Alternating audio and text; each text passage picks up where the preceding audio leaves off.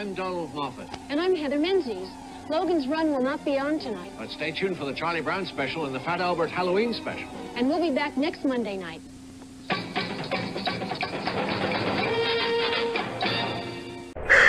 Houston, make sure you subscribe to the Word Balloon podcast, become a League of Word Balloon listener at patreon.com/wordballoon. I just want to tell you how to copy. His paintings redefined comic book heroes. His vision inspired a generation.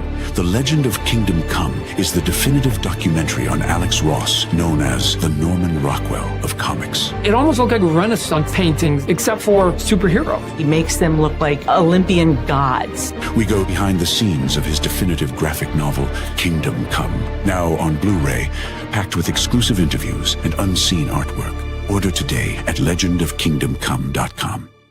If you're here at Word Balloon, it's because you like comics, creators, conversation, pop culture subjects. Would you consider joining the League of Word Balloon listeners? Patreon.com/wordballoon.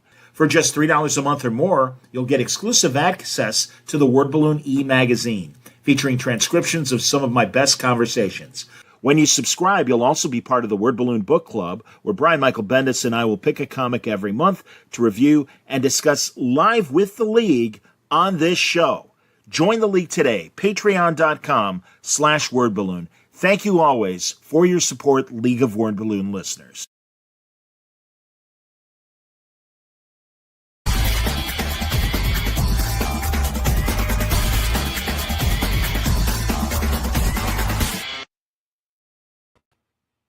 Welcome back, everybody. Time again for Word Balloon, the comic conversation show.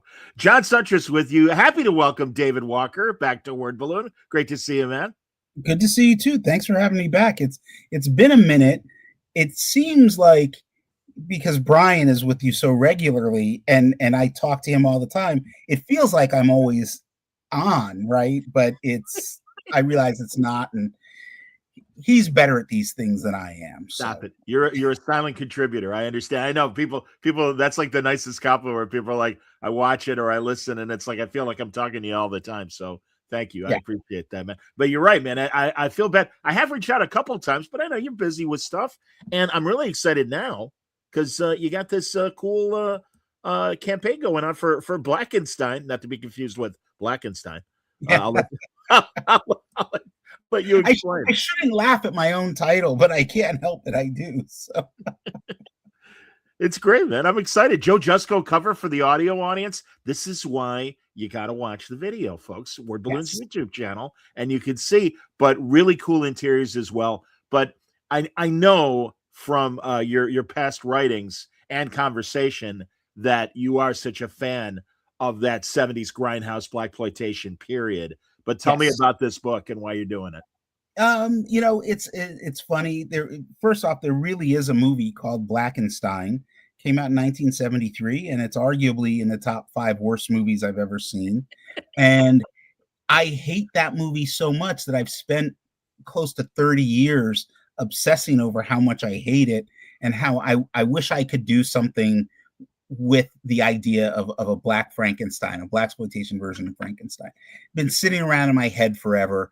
And then about 5 years ago, there was a type of story I wanted to tell and a way I wanted to tell it.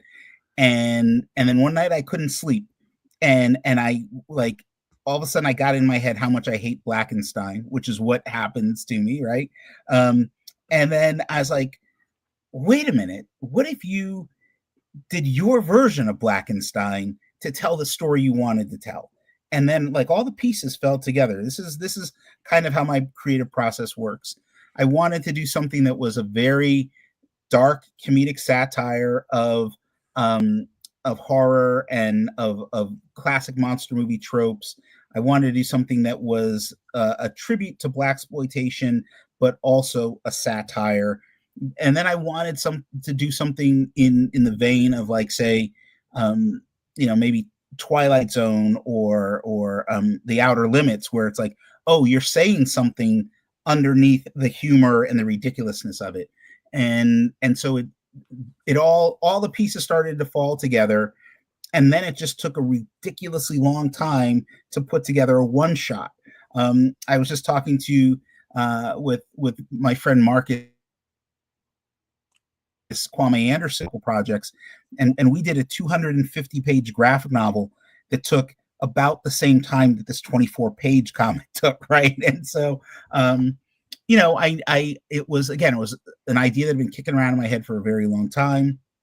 I had a lot of false starts and stops. There's publishers that I talked to that didn't quite get what I was trying to do, and the moment you say the title is The Monster of Blackenstyne, not to be confused with Blackenstein, you've lost just about everybody, right?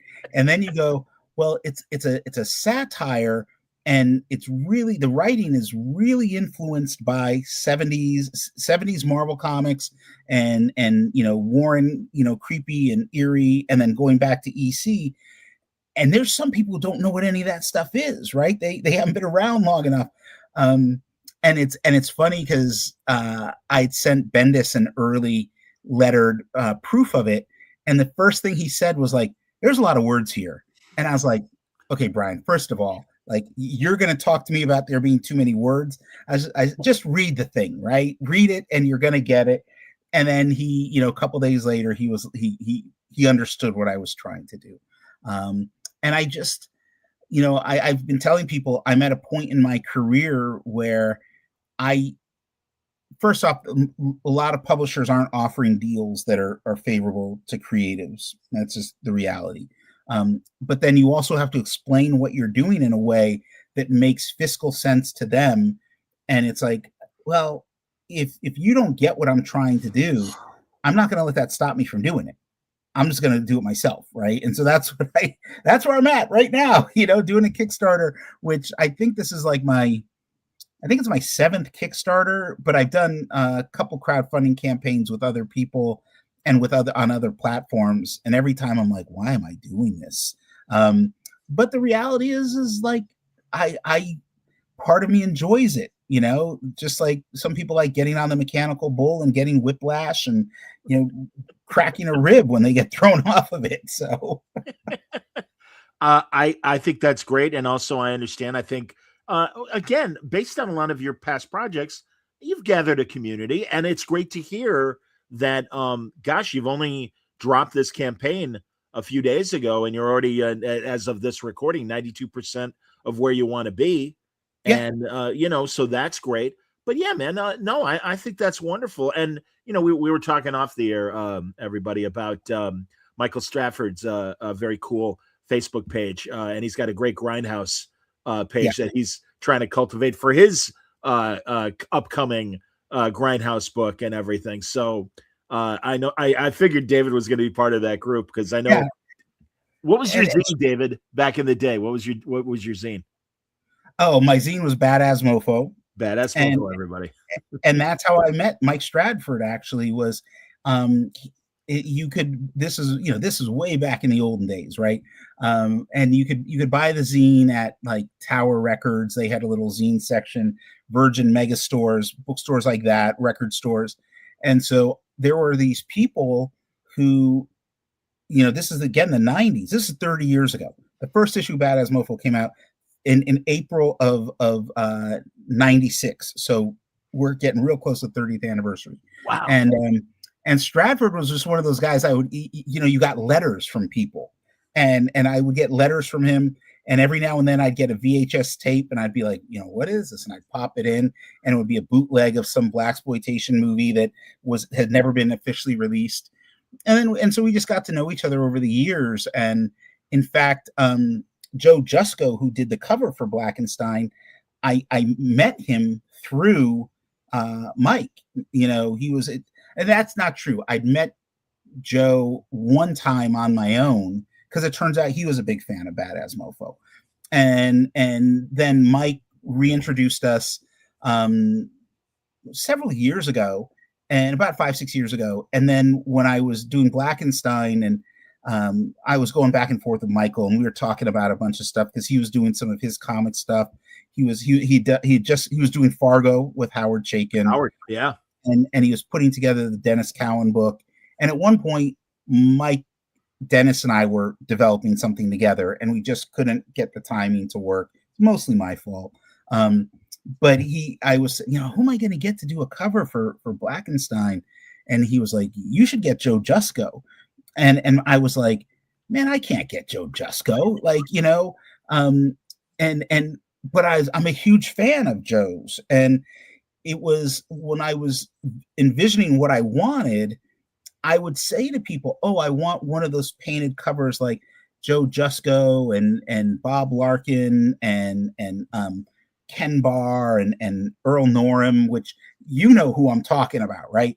First off, there's only about 5 people that did covers like that back in the 70s, and 70s and into the 80s, and now there's still some people that do them, but none of the original guys are doing them other than Joe. And I thought there's no way he's going to say yes. And I reached out to him, and he was like, "Are you kidding?" And he said 2 things. He said, "Are you kidding?" And then he said, "This is what my rate is." And I said, "Fine." Like this is what I want. And I was so happy with it. And then at one point I was like, I got, the neuroses set in, and I was like, well, what if the cover's like is the best part of this thing? What if it doesn't turn out and people get it for the cover and then they hate it? And that I don't think that's going to be a problem. I mean, the art is great. And I jokingly tell people it's either going to be your favorite comic that you've read, or you're going to hate it because it's too wordy. And either way, that's what I wanted, right? I wanted, we're of a generation where comic books had a lot of words in them, and you often had to go to the dictionary to like, I don't know what this word means. And that was really the goal I wanted. I was talking to Bendis about it, and I said, I'm really trying to make this read almost like it was written by someone who the only thing they ever read were comics from the 70s. And he was like, well, yeah, you did that. And so, I had a lot of fun. That's the most important thing. It looks great, man. Now, here's everybody. This is the first panel of the book, and we'll give you an idea of the art. And if you go to the Kickstarter page, there are preview pages you can check out. But yeah, tell me about your artist and how you guys hooked up for this. His name is Marcello Di Chiara, and he's repped by Joe Prado. Joe Prado is a really well-known inker. Joe and I had worked together several years ago at DC, and we hit it off. And a few years ago, he put together his own sort of representation company, and we would go back and forth. And there was a lot of false starts with Blackenstyne. A lot of the artists I was trying to work with just fell through. And I everyone that Joe was repping was all amazing artists. They were all their work was like, they're trying to get work at Marvel or DC, places like that. And I was like, this is great, but this isn't what I want. And so I reached out to Joe and I said, who do you got? And he's, he sent me a bunch of samples, and I was like, look, these are all great people, but I'm trying for something a little different. And I was, I was talking a lot about like, and I've got one of my EC collections around here. And I was like talking about like what Jack Davis was doing when he was doing like, the EC horror stuff and Wally Wood and some of those people. And I sent him some samples, and he said, I think I might have some folks. And he sent me like 3 or 4 people. And I was like, oh, I like all of them. And then he was pushing Marcello my way. And I was like, okay. And every sample he sent me was like, this is really good. It was like, and I hadn't met the guy. And so for whatever reason, I was like worried, like, what if he doesn't get me? What if he doesn't get the sense of humor? What if he doesn't get what we're going for? But I was, I trust Joe. So there was that. And there was enough back and forth between Joe and I that I didn't feel like he was going to steer me wrong. And so I was like, okay, we agreed to what we were going to do. And Marcello comes on board, and then the art starts coming in, and I'm like, oh my God, this guy's like, this is my new best friend, right? And I was saying things like, okay, this is going to be a really violent scene, and feel free to make it as violent as you want. And then it shows up, and I'm like, this might be a little too violent, but I loved it so much. And it was that when the violence really hits, it's like, it's over the top. And it reminded me a lot of, there's two things that reminded me of. It reminded me of when I was a kid watching on TV, they would show a lot of the Hammer horror movies, which most of those were made in the 60s and 70s. And at the time they were so shocking, right? And you look at them now and they're very quaint, right? But then Peter Jackson's early movies, like both Meet the Feebles and Dead Alive, which has got a couple different titles, where you're just like, you don't know if you should vomit or laugh or both. And it was clear. I was like, okay, Marcello's the guy.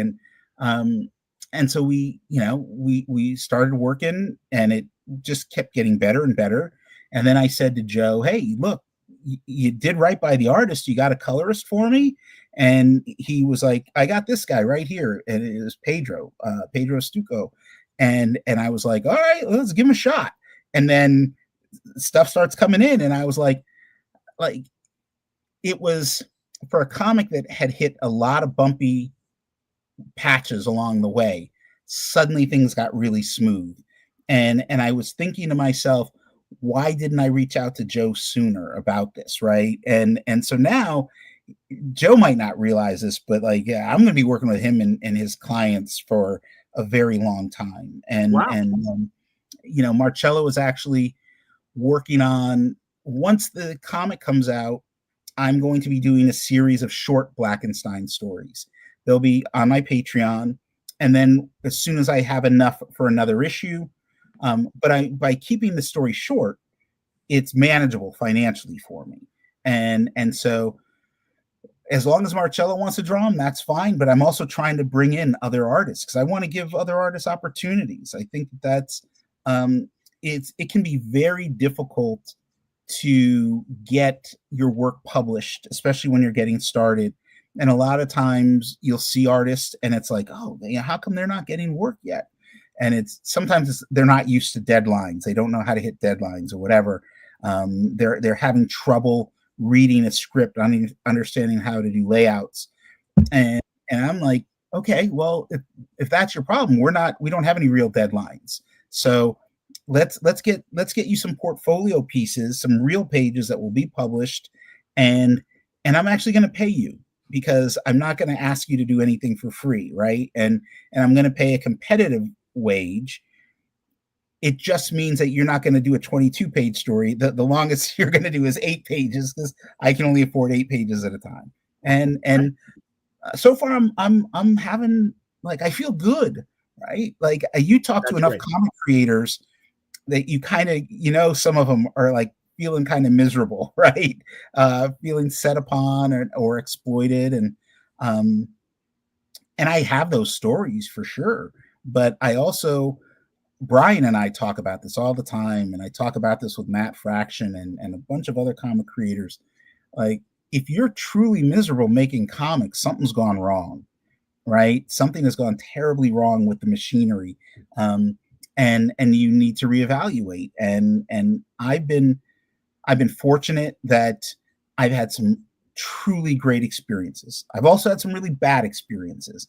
But rather than let those break my spirit, I was like, okay, I'm just going to go off and make my own comics.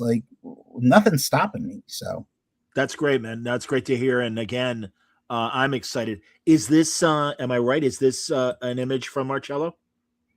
From the video? No, that is an image from another artist who did some promotional stuff for me, and I had hoped that he would be able to draw the comic. It just didn't work out. And that's actually JJ Kirby, who the first thing I ever wrote for Marvel, JJ drew. Oh. And we've known each other for years and years and years, and we've talked about doing stuff, but it's really easy to talk about making comics. I mean, it's the easiest thing in the world to do, to be honest with you, because I've been talking about making comics since I was about 5, right? But when the time comes to actually make them, then it becomes something else, right? And so, you know, maybe at some point JG will do a story for me. I don't know, but I found Marcello, and he has just the right sensibilities. You know, yeah, there's some more of his pages, and I haven't done a big preview yet on the Kickstarter, just cause I like teasing people, right? I like them, you know. But I showed somebody his layouts for this other story that he's doing with the monster, and his layouts are, you know, his layouts are better than some people's finished art. And I showed him the layouts, and their jaw just hit the ground, because I was like, oh, if you think the violence in the coming story is gratuitous, wait till you see this. It's only 4 pages. It's 4 pages of story with like 9 pages of gore and violence crammed into it. So I'm ecstatic. I'm happy. You're talking to a guy who grew up watching George Romero movies and you know, Bava, Mario yeah, Bava, probably, you know, yeah, all that stuff. John Carpenter, sure. and Carpenter's movies were never that gory, but you know, like, to me, I remember watching Romero's Dawn of the Dead for the first time, and being both shocked and giddy, like, oh, this is the funniest thing I've ever seen, right? What does that tell you about me, right? There's something wrong. There's something off. So, Well, you channel it well, my man, and it's no, I'm excited, and really, thank you for letting me see the first story. It's great, and I would say from a bloody standpoint, it does get over the top, but I would say, like, if you can handle Reservoir Dogs, then you can handle this, you know. it was, you know, one of the things is when I write comics, there's a lot of artists want to be told, you know, panel by panel by panel, what you want. And I usually will ask the artist first, you know, how detailed do you want me to get in the script? But when it comes to action sequences, I like to, like, leave it open enough that they can interpret it however they want. And, you know, a lot of times I'll say, okay, this sequence is going to be 2 pages, or it's going to be 3 pages, and here are the major beats that we need to show to propel the story forward. But, you know, if you want to throw more in, and with Marcello, it was like, oh, he likes showing, you know, gut splatter on the ground. And I was like, man, God bless you. Thank you. You know, I didn't realize I needed it that much. So I having fun working with him. And I'm having fun with the character, because the character is really, you know, I tell especially young writers as they're coming up, you know, they're like, well, how do you come up with a character? And I was like, well, you do one of 2 things. You either write yourself, or you write somebody that you know really well, and then you just begin to play with it, right? And I was like, you know, Blackenstyne, the monster, is a mix of quite a few people that I've known in my life, including myself. There's aspects of myself there, and the thing is it's like making a soup, right? You start with your stock, you add your water, and then you add your spice, and before long, it doesn't taste like, you know, a big pot of hot water. It tastes like beef barley soup, or whatever it is. So yeah, That's cool. I give you credit for doing it in 8-page increments. It reminds me of when Josh Fialkoff was getting started, and he was doing 5-page westerns, yeah, and it was affordable for him to reach out to artists and things. And, you know, we'll get into you teaching as well, David, but I think that's a great lesson for the viewers and listeners that are aspiring creators to hear. You know, it doesn't need to be a magnum opus to start, you know. no, and look, I'm old fashioned, you know. When I was growing up in the 70s, Warren was reprinting The Spirit, and that was how I learned who Will Eisner was, and I learned about The Spirit, was getting those Warren magazines. I still have some of them, And all those spirit stories are what, 8 pages long each, Yeah. right? Yeah. Creepy and eerie were those stories are relatively short. And the longer stories were because I was reading comics I wasn't supposed to be reading, right? The stories in Savage Sword of Conan were longer than you were supposed than were longer, and those were comics I wasn't supposed to be reading. But that was really those were my that's where I cut my teeth, right? That's where I learned about, and I was reading other, little less mature comics for sure when I was a kid, but it's Will Eisner had a tremendous impact on me, and those Conan stories, a lot of them were written by Roy Thomas, and and in Deadly Hands of Kung Fu and Master of Kung Fu, which were two of my favorite comics as a kid. A lot of stuff written by I never know how to say his last name. Is it Doug Monk? There's Don McGregor. I always saw his Munch, but I know who you're talking about. Yeah. So Doug Munch, Don McGregor, Steve Englehart. These are the guys I grew up reading, right? And a lot of them were very wordy and verbose.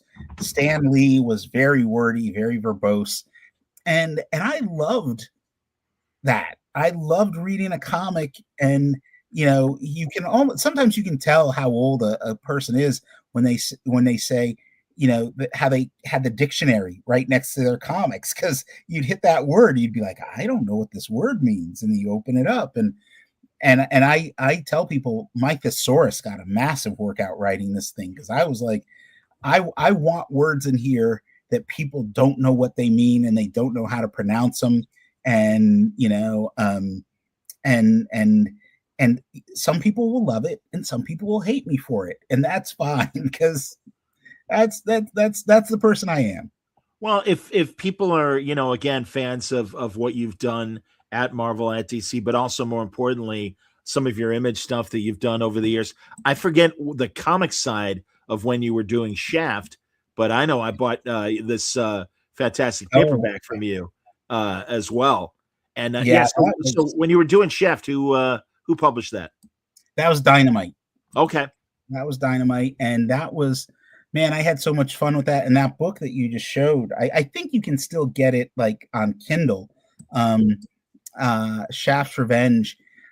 I don't know if I should admit this or not, but I will. I read that book like 3 times a year, and it's a quick read. But the reason I read it is I almost like there's a cycle of doubt that will set in for me, and I think to myself, I can't write. I don't have it in me. I don't know. It's self-doubt, writer's block, whatever you want to call it. And I reach for that book every single time, because every single time there's always something I forgot I wrote that. And it was challenging, because I had to, because of the production schedule, I wrote the whole book in about 6 weeks. Wow. But I look at it now, and it's been over 10 years, and it really holds up. And so I have fun with it. And when people ask me, what's the favorite thing you ever wrote? And well, Shaft's Revenge is up there, That's cool. I hope that at some point, there's some weird nonsense with the publishing rights to Shaft these days. And I would love to see that and the comics go back into print, because those are just like, no one should have that much fun, right? And I tell people all the time, and I've already said it, if you're not having fun making comics, you're doing something wrong. It's okay if it's hard work. It's okay if at times it gets frustrating, but if at the end of the day you're not really having fun, something's gone wrong. You've added too much salt to the sauce, and once you've added too much salt, there's not much you can do, right? So you just have to start over again. But yeah, no, it's I've been very lucky in that regard. I've gotten to write a lot of characters that I've wanted to write, and really had an opportunity to just to allow my inner nerd to run wild. And that's the thing. It's like, there's still that kid in me who gets a big kick out of, reading a lot of the comics I still go back and read some of the comics that I read as a kid. Some of them don't hold up as well, but some of them still hold up remarkably well, right? And Daredevil 181 still gets me every single time, right? Every single time Bullseye, spoiler alert, every time Bullseye kills Elektra, and I forget that, like, 3 issues later she's back. So I love that series. Absolutely. We were really lucky growing up when we did, because you're right. What Marvel was doing with Deadly Hands and Master of Kung Fu, but also all the other stuff, the black and whites that Warren and Marvel were putting out were so fantastic. And they felt a little more adult. I mean, even the Rampaging Hulk felt like a different read. And there was a Howard the Duck magazine as well, a black and white Howard the Duck, which was a great one. The Dracula stuff, the Dracula, all that vampire stuff, and I was, and of course, this is back in the day when a lot of it was catch as catch can, so you might get issue 12 of something and then not get anything until issue 15. But Marvel also did, and there was only 8 issues of it, but they did a Doc Savage, a black and white Doc Savage magazine. Oh yeah. Which was like, even the reprints of that are hard to get, but like, man, those were amazing. And what people don't talk about with a lot of that stuff is those were the precursors to the modern graphic novel, right? Like, you look at an issue of Deadly Hands of Kung Fu, and a lot of that stuff were serialized stories going on. Like the Doc Savage stuff, all 8 of those issues are self-contained, and I think each story is about 48 pages, which is what the first Marvel graphic novels were 48 pages. And you go back and you look at some of the stuff like there was Gil Kane did one, was it Black Mark, I think. It was an early graphic novel, and the fantasy book that he did. Absolutely, man. And I was getting all that stuff as a kid and studying it. Saber, like, I wasn't supposed to be looking at Saber, right? And that was Don McGregor and Paul Gulacy initially, and then McGregor also did, him and Marshall Rogers did Detectives Inc. And I think that was the initial publication of that, I think, was Eclipse, maybe. I can't remember. That sounds right. Yes. And this is, most of this stuff is early 80s. And so I was pretty, I've been reading comics since I was about 4 or 5 years old. But this is the stuff when I started discovering these titles, and Detectives Inc. was a huge one for me. Saber was another huge one for me. All these black and white titles. And even you're talking about Rampaging Hulk, these were just different enough from the mainline comics that I started falling in love with something completely different, right? And then the one who did it really, he messed with my head in a lot of ways, and all of them were positive, was Howard Chaykin. And he did, there's 2 books that he did, and I can't even remember the titles of them. They were graphic novels, though. And one was, oh God, I can't even remember. I can't for the life of me remember them. I've got them. And then he goes on and he does American Flag, right? Oh yeah. And I knew who Chaykin was because he was, he had done like the Star Wars comics and stuff like that, and he was Howie Chaykin back then. But I would, you would go to bookstores, and maybe you would. There's, I think it was called Flowers of Heaven or something like that. This Chaykin one, and then of course there was Walt Simonson and Archie Goodwin had done the adaptation of Alien. All of this stuff comes out between, for me, I'd say between the ages of 8 and 14, right? And so while your average comic book nerd was reading Chris Claremont's X-Men when he's doing it with John Byrne, I love that stuff too. But I'm like, again, American Flag, like now I could see people going, okay, it's dated or whatever. But I'm like, no, you got to go back to, '84, whenever it came out, and you know, I remember when Grendel first appeared, because Grendel came before Mage, and you know, I to this day, and I say this to anyone who will listen, Matt Wagner does not get his you know, props. We talk about Mouse, we talk about Dark Knight, we talk about Watchmen. We never talk about Mage, and it was like Mage is up there with all of them. Mage still holds up, especially when was it Sam Keith started inking him? I think like around issue 4 or 5, and suddenly it's like, whoa, wait a sec, what's happening here? So I think I just earned my nerd cred this conversation. Oh no, right? Clearly, absolutely, man. A couple comments from the peeps. Pete Beiser says he wishes that Frank Miller's Spirit movie had been a bit better. Well, we all do, man. You know, that's all right. It's not Frank's fault. You know, those. No one has ever said that it was perfect. That's for sure. So absolutely. And Andrew's wondering if you were thinking of Cody Starbuck, and also Swords of Heaven.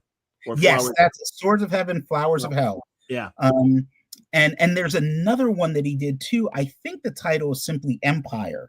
And it was it's driving me crazy because I can see the guy, Samuel R. Delaney was the writer of it, and Chaykin did the adaptation. Wow. And these might have been the first graphic novels I ever bought. And the Alien adaptation, which isn't that long, but again, these all felt like, you know, and if you found a issue of Heavy Metal, and then for a while Marvel was doing Epic Illustrated. Oh yeah. All these things felt like stuff you weren't supposed to be reading, right? If they felt a little dangerous. And some of them have aged actually well. I mean, I think that Alien adaptation is just so brilliant. It's when if you're of a certain age, you know, we grew up when you know, a movie might be on once a year if you were lucky, right? Like Planet of the Apes was usually on, they would do whatever local station would do a Planet of the Apes week. But I could read my Planet of the Apes comics whenever I wanted. And I had every black and white issue. And I loved reading the articles, and that was the thing I loved about those black and white magazines. And I miss that. You know, I miss, there's part of me that really misses that era of comics, simply because there was not only did you get more for your buck, but there was interesting stuff to read. You know, there'd be these crazy articles, and there was another black and white Marvel magazine. I think it was Savage Tales. Because I know they did this adaptation of a Robert E. Howard story. I think Roy Thomas wrote it, Gil Kane drew it, and then they later did a color version of it, right? And it was Valley of the Worm, which me is like, but I got the black and white version first, and there's this double page spread, which was like it was up there with what Jack Kirby was doing with his double page spreads with like Commandy, you know, where you're like, you can do this in a comic, and always a lot of words on the page, which I appreciated, you know. Some of it hasn't aged as well, but it's still fun. It's like I was joking around, but I actually wasn't joking. I told somebody that I was curious how long it would take to read The Monster of Blackenstyne, because I'm toying with doing like an audio version of it, very much like the book and record things, and I do want to do it. We're pricing it out. It's one of the stretch goals. We have to hit a certain amount for me to be able to afford to do it. But as I was pricing it out, the guy I am talking to about producing it for me was like, well, how long is it? And I was like, okay, well, I'm going to read the comic. I'm going to time myself, but I'm going to read the comic. I'm going to read it out loud, and I'm going to read it at a pace that feels comfortable. And it took me really 40 minutes to read this thing, right? And I was like, when was the last time you read a like 24-page comic that took 40 minutes? And it's like, man, you haven't, you know, it's It's been a long time, and I felt I strained my shoulder patting myself on the back for that. I really did. Steranko teased Azzarello about 100 bullets and said, and he goes, if I can get through your comic before I'm done taking a shit, then you didn't succeed. And he's teasing him and everything, but essentially that's what he meant. No, I'm with you, man, and I'm absolutely for. Because I like people like, if I wanted to read a book, I would have bought a novel. It's like, no, man, I want to take time. I want to look at the art, but I want to read the words and everything, and I want a strong, verbose narrative. I think that's a good thing. And sometimes you don't need it, but in fact, if I may, for Blackenstyne, I notice one of the other ways you can get it.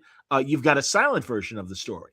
Yes, and part of that was just because, as I was lettering the pages, I was lettering them before they were completely colored. So I was getting used to really looking at them in black and white. And and I was really going out of my way, I'm not going to lie, to have it be as wordy as humanly possible. And then I was like, okay, I want to make sure this story actually makes sense without words. And so the whole story was colored. Pedro had done all the colors, and then I was like, well, what would it look like without words? And so I was looking at it, I was like, this looks really good without words. The story is pretty easy to follow. But then I was like, but it's not going to work unless it's black and white. So then I go into Photoshop and I started playing around and had to adjust some of the tones. And I was like, this is kind of cool. And I was like, it's not going to be for everybody, but every now and then there's Image recently did a collection of G.I. Joe stories that was a throwback to the Larry Hama story that was silent. And I do believe that the best comics for me are the best comics that I can just look at the pictures and still have a general idea of what's going on. And then I can read it and it just adds another layer to it. But you should be able to read, quote unquote, read comics two different ways. One by looking at the art and one by, reading it and looking at the art. And if you can't tell what's going on when you're looking at the art at all, I'm going to argue that something's gone wrong. And I'm a huge fan of I'd say my favorite Marvel title of the 70s and into the 80s was Master of Kung Fu, Shang-Chi, Master of Kung Fu. I liked it as a kid. I didn't realize how much I liked it until later, years later, I was going through them and I realized that for the most part, that book exists outside of the main Marvel universe. It was very rare that any of the other characters showed up. And Don McGregor was writing. Don McGregor really pioneered the long form story, right? He did it with his Jungle Action Black Panther stuff. But he took it to a whole other level with Deadly Hands of Kung Fu, or not Deadly Hands, with Deadly Hands of Kung Fu. No, Master of Kung Fu. I get them confused. Oh, okay. Yeah. Both of them. But I didn't realize McGregor, I forgot that he wrote that's the Master is the monthly, Deadly Hands was the Marvel Black and White. Yeah. In fact, let's see, since I'm blurred out, but yeah, here you go. You can't really see it, but that's one of the essentials or whatever. Actually, no, sorry, it was Doug Monk who did this one. That's what I was gonna say. I thought it was Munch that was doing both. Okay. But both of those two titles, and that's why I get them confused sometimes. McGregor was Black Panther, Monk was Master of Kung Fu. Yeah. And Paul Gulacy, when Paul Gulacy was doing it, it was like, oh my God, this is a master class in visual storytelling. 100%. And then Mike Zeck comes along and Gene Day is inking him, and it goes to a whole other level, right? Yeah. And this is what was lost on me. Early 80s, Mike Zeck leaves, and there was a time when Gene Day, the inker, took over drawing the book, That's right. And I don't remember as a kid liking that much, but when I went back and looked at it, I was like, oh my God. And there's like, I honestly believe, and people have argued with me about this, it's fine. I think that that series, when it hit its stride, is the consistently best series that Marvel put out in that era, mid 70s on into the early 80s. I agree. And I love X-Men, and when Walt Simonson took over on Thor, it was otherworldly. And when Frank Miller took over on Daredevil, you got some great stuff. But we're talking titles that were doing it before those, right? And a lot of times when you're looking at stuff, you have to look at like what came before, right? I love The Wire, the HBO series The Wire.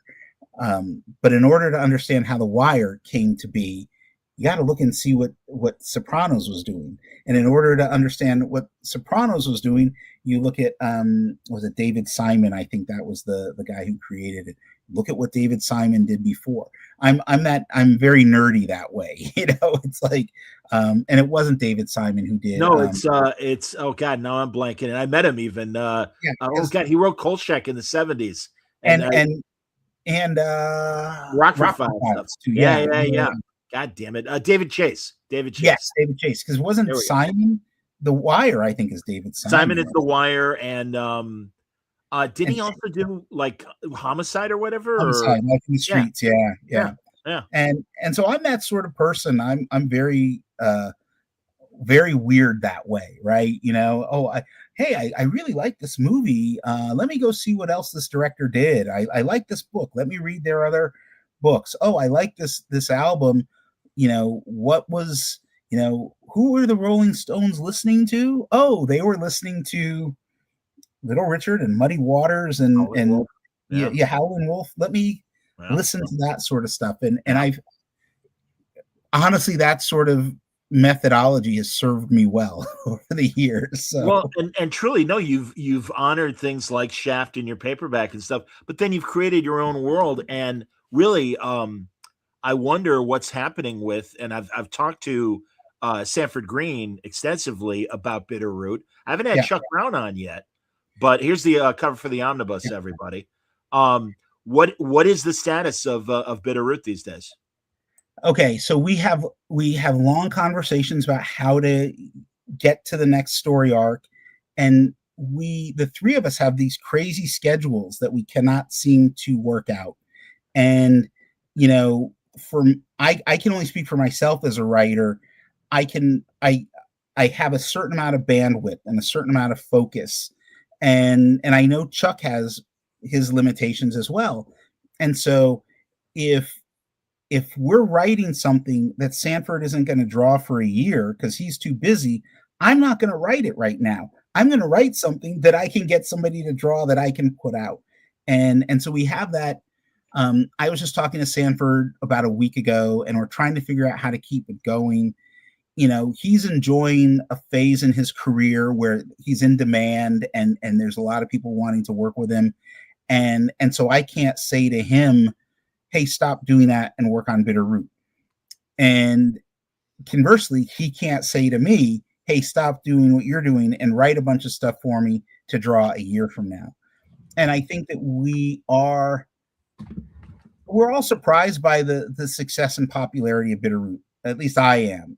I knew people would like it. I didn't think they would like it as much as they did. And, I'd like to do more of it, but like we have to figure that out. And I think that I think we found a level of success, but we still are struggling to figure out how to put that book out consistently. And this is the important thing too, like how can make money, right? That's the problem with comics, is that you can put them out, like anybody can put out a comic. It's not as hard as we think, but it's hard making money off of them. And if you're in a position, so like with Blackenstyne, I'm paying all of my artists. I'm paying everybody I'm working with.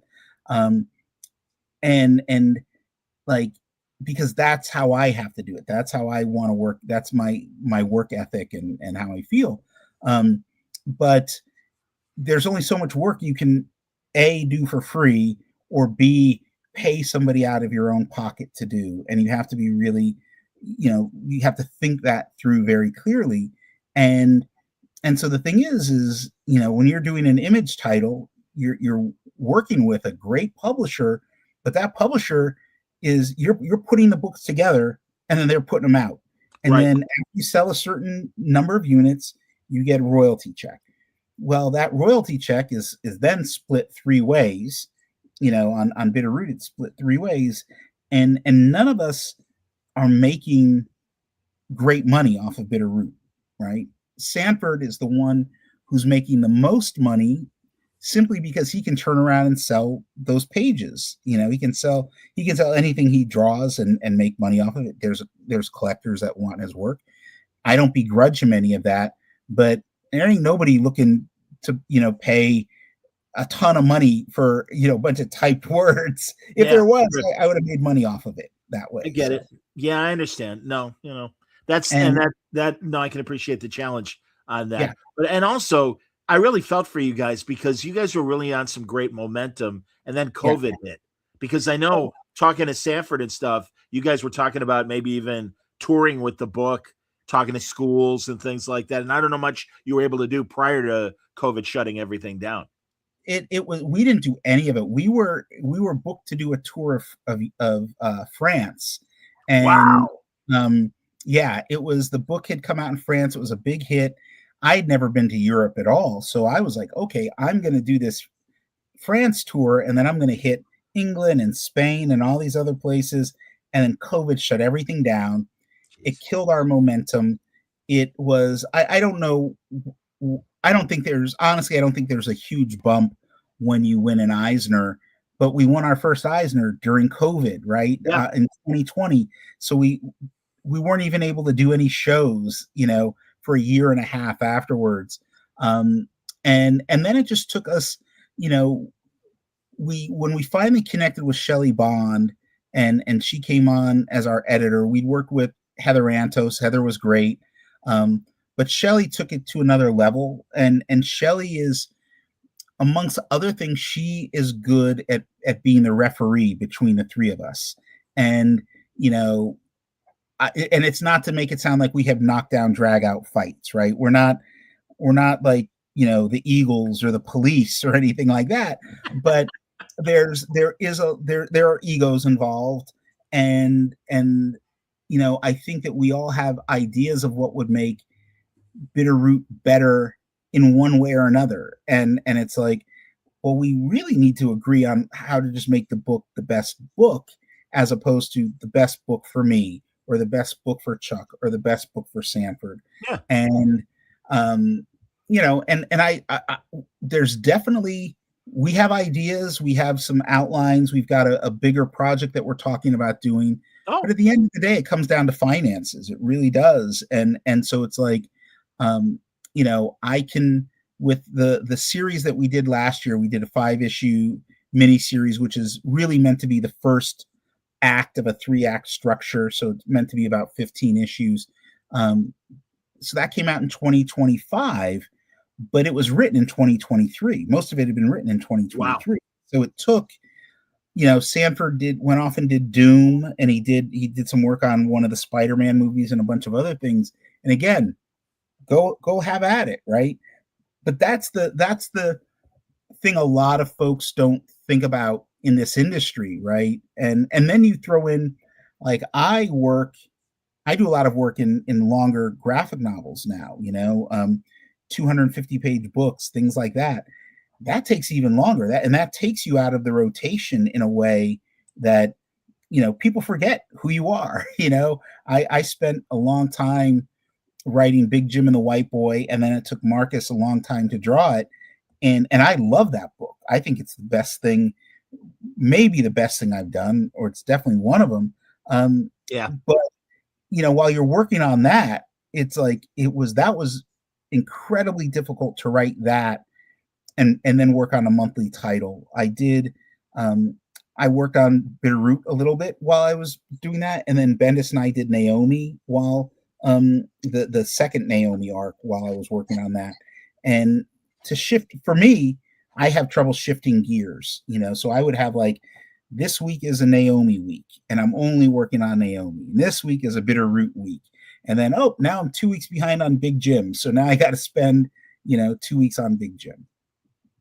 I can appreciate that. Anja wanted to point out that he really liked what you did with Naomi and also Young Justice.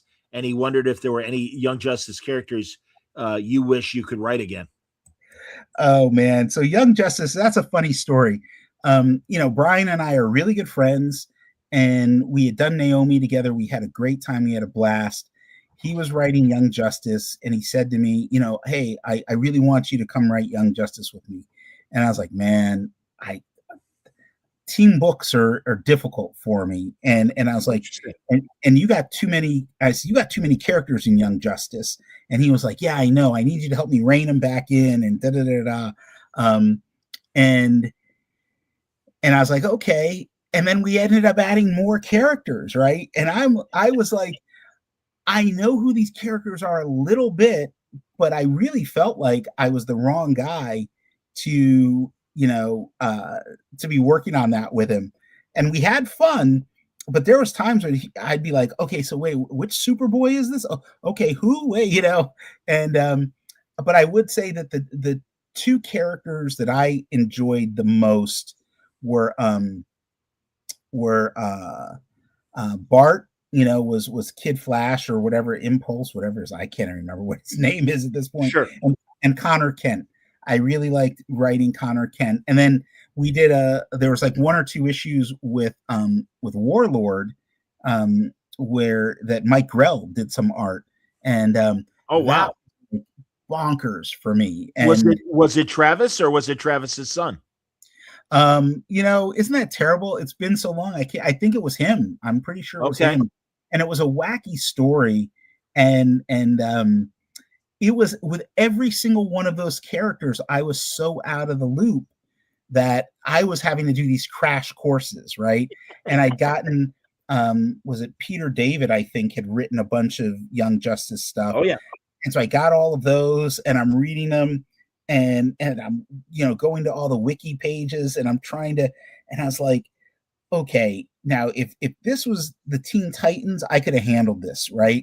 Because I know the Teen Titans, but I was like, oh, okay, wait a sec. So this is Dick Grayson, but who is this? No, it's not Dick Grayson. Is this Tim Drake? Who is this? And and so part of me felt like Brian he was punking me or something, where it was like he wanted me in on the madness, and because I have almost a mathematical approach to writing stories, where I'm like, okay, we've got 20 pages, but we've got 13 characters, and we got to make sure they all have, and again, it's funny because I was just going through a bunch of comics the other day, and this will sound terrible. I found a bunch of Young Justice, and I was like, oh, that's right, I co-wrote Young Justice. I had completely forgotten about it, and it was also it was at a time in my life where there was a lot of other things going on, and I haven't. Every now and then I go back and reread stuff I wrote. Young Justice, I'm afraid to go back and rewrite because there's like I think we wrote an issue with what's his face? Is it Red Tornado? Is Red Tornado? Yeah, he was the Guardian. He was their Guardian for a while. Yeah. So I'm pretty sure we have a story with Red Tornado, right? But or am I confusing that with the Young Justice animated show, right? Like it was. Well, it's an excuse from the comic, absolutely. Yeah. So it's hilarious because I would say of all the things I've written, period, in my professional career, Young Justice is the one that is the biggest blur to me. And so, that's funny. Well, you must have done something right because Andrew's a big DC guy, so that's good to see and hear. Yeah, man. We'll talk about Big Jim, because that certainly, again, we're old enough when Huckleberry Finn was. I don't know about your school curriculum. It was certainly in my school curriculum, and Yeah. obviously bit problematic with the words. And Yeah. it's a great book to kind of explain context and timing. So so how did the project happen? It was kind of crazy. It was twofold. Years and years ago, I started writing a prose novel, and my whole idea was I'm going to tell the story of Jim, or of Huck Finn, from Jim's point of view. And I was writing it like it was a real hardcore blaxploitation book, right? Interesting. And it wasn't a graphic novel; it was prose, and it was like, and it was first person narration. So it was Jim like, "Yo, I'm going to tell you what happened," and it was. This was years before Django Unchained had come out, and I'm a big blaxploitation fan, and so I just thought, oh, this will be an interesting thing for me to write. And when I was a kid, and I first read, and I've read the actual book Adventures of Huckleberry Finn, and then I've got like the classics illustrated version, and I've seen like 2 or 3 movies, Sure. and I was always like, okay, so when someone who's enslaved ran away, they never went south, but Mark Twain had them going south. And so to me, it was always this really weird, like, why would you do that? And that's what informed this decision. And I wanted to write this book that was sort of, I had been inspired by a graphic novel that Kyle Baker had done, which was Nat Turner, which was based on the real slave uprising that Nat Turner led. And so I was thinking about doing something along those lines. I was wrapping up a title for 10 Speed Graphics, which had done I've done 2 nonfiction books for them, and they had said to me, hey, we want to start doing adaptations of classic literature, but we want to tell them from a different perspective. We want the stories to be, reimagined. And they said, would you be interested in doing Adventures of Huckleberry Finn? And I was like, oh yeah. And, because this book that I had started years ago, it was just collecting dust, right? We a lot of us have those projects. Sure. And so we started talking about it. The Black Panther Party, which was the nonfiction book I was writing, I had finished writing it, but the art wasn't done yet and it hadn't come out. And so we started talking about, what would this book look like? And not only what would it look like, what would it read like? I put together a proposal. We started thinking about who artists would be. And Marcus was deep in the throes of Black Panther Party. And I said, Marcus is the guy to draw this thing. He's really versatile, but he's got this great cartoony style, which is very it catches you off guard, because it looks like almost like a quote unquote funny book, but there ain't nothing funny about what he's drawing. And so we talked about it a little bit, and Marcus was interested, but he still had a long way to go on Black Panther Party. And I was like, well, it's going to take me a while to write this thing. And by the time I'm done writing it, he will have finished Black Panther Party and blah, blah, blah. So we put together a proposal and then started working on it. And then it became really difficult, because it was like, I knew I wanted to tell the story from Jim's point of view, but I was left with the one obvious way to do it was to read Adventures of Huckleberry Finn, make note of every single scene that Jim was in, reimagine those scenes, those chapters, but there's huge chunks of the book where he's not in it. And so then it was like, I got to figure out what he's doing when he's not there. Sure. But then what happened was, I was also, because I'm a research junkie, I was doing research on slavery in the state of Missouri. And it was like, I was reading all this fascinating stuff. And I knew a little bit about what were known as the border wars, which were Missouri and Kansas. There was a lot of conflict over slavery going on in those territories. and that's part of what led to the Civil War, where the border wars. Yes. And Missouri and the Kansas Territory was a hotbed of violence. John Brown was there before he went over to Harper's Ferry. None of this was in Adventures of Huckleberry Finn. And I was like, well, this is what's interesting, you know? And so I started talking to Marcus, and I was like, you know, what if we start off in Mark Twain land in the first 5-6 pages, and then we just go wherever we want to go. And Marcus was like, let's do it. And so we let the publisher know, we let our editor know, this is what we're going to do. And then we just started doing it, and the book started growing from there. And every time I hit a space where it just wasn't working, I hit a couple spots where the book wasn't coming together. And I was like, I asked myself really hard questions, like, why isn't this working? And how do I fix it? And how do I fix it without rewriting entire swaths of the book? And Sure. and over time we made it work. And you know, again, it's 200 and I want to say about 240 pages. Wow. It's really long. And but you know, and I know some artists will take offense at this, but Marcus is the best artist I've ever worked with. And by that I mean we have a lot of the same sensibilities. We have a same passion for history. But even more important, I can say to him in a script, I can say, I want this scene to feel like what it's like listening to John Coltrane, specifically these songs.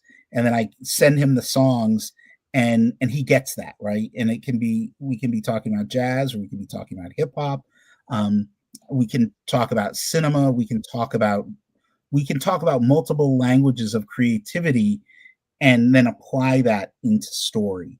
And I'm, you know, when you start talking about some of those abstract things, a lot of other collaborators aren't quite going to get it, right? And so when I say, hey, I want this to feel like, you know, there's a sequence in Big Jim and the White Boy where I was like, I want this to feel like, you know, the one of the Baby Cart movies, one of the Lone Wolf and Cub movies. And I, you know, sent them some clips, and I was like, we're not doing this, but this is the vibe we want. We want this level of tension, and we want this explosion of violence. And he was like, oh, okay, I got it, you know? And so it came together, and it was, from a creative standpoint, it was incredibly rewarding. We're coming up on the 2-year anniversary of the book coming out, and we're still doing events. Next month, we're both going to be in Boston together. And then we're doing, I'm giving a keynote address down in Long Beach, California. And then in the fall, we're doing an event in upstate New York. Like, it's, of all the books I've done, it's one of those ones it's you begin to realize, oh, this is that book. This is the one that's going to be in print for a long time. It's probably going to be banned in key states. And you know, but then we're hearing from, you know, high school teachers and college professors that are now teaching that along with Huckleberry Finn, right? And we're seeing this because it allows that level of contextualization and comparison that you never could have before, right? Yeah. And we got it. And my thing was like, I just want Jim to be a badass, right? Jim was just like, he was so, I'm sorry, I like Mark Twain as a writer, but the way he wrote Jim was, there were some problems with him, you know? Sure. And I was like, let's make him a memorable character. And so we did. That's cool. You know, I've never seen one of the adaptations that was on film where Archie Moore played Jim, the boxer. And I don't know that was late 50s, early 60s, I think. Yeah, I think, yeah, really kind of during his career that he did it. Yeah. So I got to meet Archie in the 80s. When Foreman, okay. Before Foreman fought Holyfield, because I covered boxing, if you didn't know, for a good long time. And so I and Archie was in Foreman's corner, and I'm like, oh my God, you know, it was great to meet George, but I'm like, Archie Moore, my God, you know, like that's I'm that guy who loves, every now and then you get to meet those people who are legends in or at least in your estimation are legends. And I late 80s I met Public Enemy, Chuck D and Flavor Flav did a photo shoot with George Clinton of Parliament Funkadelic. Absolutely. And I was going to the photo shoot was done at School of Visual Arts in New York City, where I was going to school. And all of a sudden, these three guys walk into the room, and I'm like shocked. And I couldn't talk to George Clinton, right? I was so starstruck that I just went and talked to Chuck D and Flavor Flav, and I was telling them, like, how much their music means to me. And George Clinton looks at me and he goes, "Hem, hem." And I was like, and I just looked at him, I said, "I can't talk to you, man. You're George Clinton." And then he laughed, and I was like, "I'm sorry. Like, I love these guys. You're more like, you're everything, right?" And I think that's how it would be if I were to, if I would have met, whether it was Archie Moore or, God, if I'd ever gotten to meet Muhammad Ali, that would have been it for me, I had the pleasure, man. Early 90s. And he absolutely lived up to expectations. He had the Parkinson's, but it didn't, first of all, it never kept him from being social, which was great. And it was, I interviewed him for Boxing Illustrated magazine, and it was before the Holyfield Foreman fight. And his points were really sharp in terms of analyzing how each guy was going to fight. And he's like, George is a different fighter now. He goes, he rests. He goes, he finally figured out that he shouldn't just come in swinging and tire himself out like he did with me. And he goes, I'm not saying he's going to win, but it wouldn't surprise me if George, has a good account of himself. And we got this incredible fight that, Evander won, but, nobody doubted that George didn't belong in the ring, man. It would still had something to offer, and then he wins later. That second act of Foreman's career was pretty inspiring to watch, especially the older I get, right? Where, because back then, I'm now older than he was when he had that comeback, right? But at the time, he seemed so old, right? And look at it, he wasn't that old, but I just remember watching him come out, and it was like, and there was something, because not only did he change how he fought, he changed how he came across to the public, right? Oh, God, yes, and it never felt manufactured the way it does in pro wrestling when they do a heel turn, but he did the equivalent he went from being a heel to a baby face, right? Absolutely. And it was interesting to watch. I always, I'm not as big a boxing fan as I used to be. Okay. And I've always been more of a fan of the boxers themselves as people and their careers outside of the ring. And there's three, especially, that have always fascinated me with how much they changed within their lifetimes. Ali, of course, because, we're both old enough to remember there was a time when Ali was hated, right? When he was basically Public Enemy number one. Frightening man, black Muslim at a very volatile time during civil rights and everything. Yep. And man, and especially that initial, I'm not Cassius Clay anymore, I'm Cassius X, before he became Muhammad Ali. And, Malcolm X certainly was making himself known and frightening a lot of white people at the time. So, I get it. Yeah. And then when he, refused to be drafted, he was stripped of the title. And for me and my friends as kids growing up, we were in love with him, right? Because he was, and then he fought Superman, and there's all this stuff. But then he goes on to become arguably one of the most loved, athletes of all time. And he didn't change. America changed around him. So 100%. That's where it's fascinating. George Foreman changed, and then that's when America falls in love with him, right?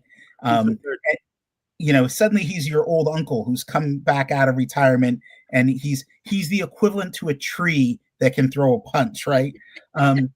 And then the one who's really, in some ways, is more fascinating than both of them is the person Mike Tyson grew into post fighting career. And it's like, and he had, he's got the criminal record, and he went to prison, and he did all these things.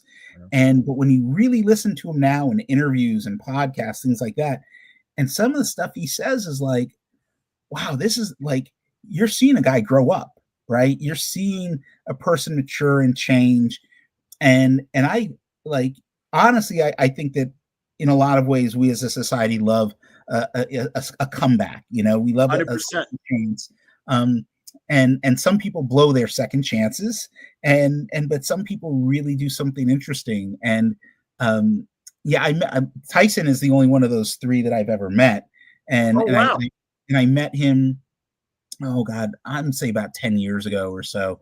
And it was like, he's one of those people I would love to have. Part of me would love to have a conversation with him, but then I've watched enough interviews with him where the people who interviewed him weren't prepared for it, right? Like, there's some people you got to prepare to interview anybody, as far as I'm concerned.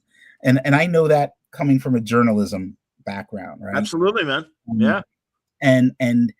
But when you get when you get a good interview with somebody, and it's like, wow, it can change your life. It can change your perspective.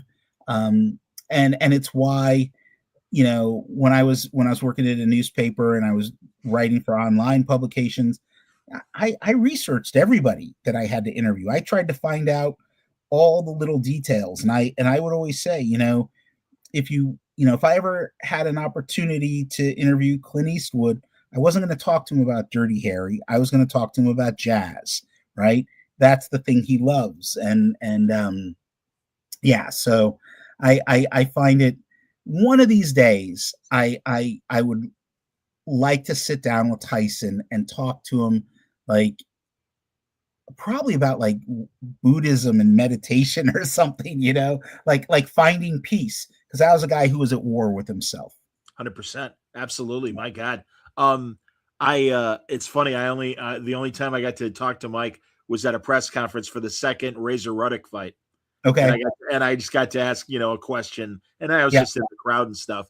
But no, hey man, prior to the conviction, in my college dorm room, I had a Mike Tyson poster and everything, and he was such a phenom. But yeah, man, he was too young, and sadly, all the power brokers, King, obviously, but also, even guys, poor Jimmy Jacobs, who passed away. If Jimmy had lived, it might have been different. But I know Bill Payton was, he was the businessman, and he really wasn't the guy that was, hanging out with him the way Customato, did, trying to get him out of, reform school and get him on the career path and everything. I don't know. Are you friends with Rodney Barnes? Yes. Rodney has been on, and Rodney made the mistake of telling me how much of a fight fan he is, and how he was friends with Rock Newman, Riddick Bowe's promoter and stuff. So yeah, whenever Rodney's on, Rodney and I have to talk boxing and everything. I kind of force him. It's kind of interesting because, when I think of Tyson is one of those people that in a weird way inspired Blackenstyne, right? Interesting. Because Tyson, he was turned into a monster, right? He was a hell of a fighter, but he wasn't like a pretty fighter or a graceful fighter. He was a wrecking machine, right? Yeah. And he was a very troubled young man. How old was he when he won his 20. First? Yeah, just 20. He beat Floyd Patterson's record by months, being the youngest heavyweight champion. Yeah. Which 20 years old as a child, right? And he'd already been through a hell of a lot of stuff. And then he was surrounded by people who did not nurture his humanity. Yeah. They nurtured his barbarism, right? Yeah. Yeah. And then when he goes to prison and the things that he did, like, as a society, we have the audacity to be shocked by that, right? Like, in a lot of ways, we made Tyson this way. And that's not to he has to still be accountable for the things that he did, and Sure, and yes. he seems to be in every interview I've seen with him. He comes across that way, and but that was one of the things I was thinking about as I was, putting Blackenstyne together. I was like, okay, how do we, we can look at a monster and we can say that's a monster, right? We can say that's a monstrous being, but is it really a monster, right? And I grew up with guys who ended up going to prison doing time, right? And here's the thing: every person who's in prison right now, every single one of them, I don't care what color they are, I don't care if it's a male, female, trans, non-binary, I don't care how they present. Every single one of them was a kid at one point, right? And every single one of them had times in their life where they probably needed some guidance and some help and they didn't get it. And I have a couple really good friends who didn't get the guidance and the support they needed, and they ended up in prison, right? Wow. And they're, I haven't seen any of these guys in quite some time, but I know quite a few guys who did time, who did things that, in one or two cases, they did the worst things you can do, one of them, a really good friend of mine, murdered somebody. Wow. But the kid that I grew up with, like, he's still in my heart. He's still in my mind, right? And he did his time. He was in prison for about 20 years, and he's out now and doing the best he can. And I see him a little bit here and there on Facebook, and I think to myself, like, there's any number of things that where I could have gone wrong, but for one thing, I had, like, a really good home foundation, and I couldn't stray too far and get into too much trouble because I'd get caught, right? But I think a lot of us knew people who didn't have a strong support system at home, and sometimes it's easy. Especially, again, when I look at Tyson at 20 years old, right? I was thinking about this. Bendis and I teach together. Yes. And every single one of not every single one, but I would say like 90% of our students are realistically old enough to be our children, and they're all in their 20s, right? And I look at that and I think, and they all look like children to me. They look like kids, and they are kids, my dad died really young. I didn't know my dad. My dad died when he was 21 years old. Wow. And I'm now, like, 35, 36 years older than him, and I told somebody recently, I said, the older I get, the younger my dad stays, right? And so when I think about my dad and who he could have been, I'm now working with young people, 22, 21, 22, 23 years old. They're the same age as my dad was when he died. Wow. And I'm looking at them and I'm going, God damn, my dad was a child. He was too young to have a kid, first of all, and then too young to understand responsibility and consequences. And he died a very tragic and senseless death, right? And I lost somebody who was like a son to me, who was very young, and he died when he was 19. And I think, God, man, that's not much younger than my dad was, right? Wow. And so when I look at, there's a lot of stuff that comes as you get older, right? And it's, you suddenly start looking at things a whole lot differently. Perspective, man. Yeah. I felt for you. I felt for you a while ago. I don't forget if it was last year or 2 years ago when you lost your mom. And, my parents have passed as well, and both died young. So I do separate. I mean, it does. My dad, my grandfather was 96, and it hit him just as hard as it did for me when my dad was in his 50s and he passed away. My mom was 30 when she passed away. Oh my God! Yeah, well, it changes you. It changes you. It really does. And again, the older I get, the more I think about this, the more reflective I get, and the more I think, how can I bring some of this to to the comics that I write, this perspective, examining both the joys of life but the grief of life. And there's a couple graphic novels that I've read within the last few years that were like so emotionally hard hitting to me, and I was like, hey, this is what we can do, right? This is what we can do in this medium. And if some of us aren't trying to do it, what are we doing here? So I get it, man. No, absolutely. You mentioned before we started recording that you wrote an essay recently, and it's going to be on your blog. Before I forget, because I want to put up the banner to promote your Patreon. So it's patreon.com/what? That's a good question. What is it? Let me look and see here. While you're looking, patreon.com/wordballoon, everybody. But we want to promote David's Patreon as well. Oh, my Patreon is patreon.com. It's David F. Walker. That's the Patreon. Just David F. I got confused for a second. I was thinking, what is my Kickstarter? And that's the one that's always that's the long one. But if you go to patreon.com/David F. Walker, you're gonna, somewhere in the top post is going to be a link to the Kickstarter. And also on Facebook, David F. Walker, and you've got links there. And Instagram. It's like I'm shameless in my self-promotion. I don't remember the names of some things, but I do. I do try to I try to promote myself as much as possible. But as we're recording, it's Oscar weekend, and Sunday is the Oscars. So you were telling me that you've got an essay that you wrote. Yeah, I actually have a book coming out in less than 2 weeks. It's not a graphic novel, but it's a book on the history of the Black image in film, Black participation in film, going all the way back to the silent era. And so it's coming out, and it's just happens to be very serendipitous that it's coming out right around the Oscars.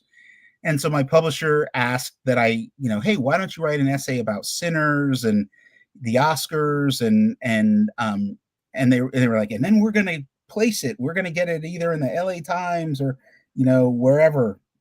Everybody rejected it. So, which is fine. I'm not losing sleep over it. But so, I wrote a piece that was really sort of thinking about like the history of Black film, and which is a very much a forgotten history. And then how Sinners sort of, falls into it. And within Sinners, there's that amazing scene where, the music pierces the veil, and the past and the present and the future are all there together. And I was thinking about, like, if you understand the history of film, and you understand the history of Black film and filmmakers like Oscar Micheaux, the Johnson brothers, or William Foster, or Maria P. Williams, you understand that these are the shoulders that Ryan Coogler and his whole crew stood upon. They also stood upon the shoulders of, definitely Orson Welles and Greg Toland, which is Orson Welles' director of photography on Citizen Kane. They, like, that whole team who made Sinners, understands cinema as a whole.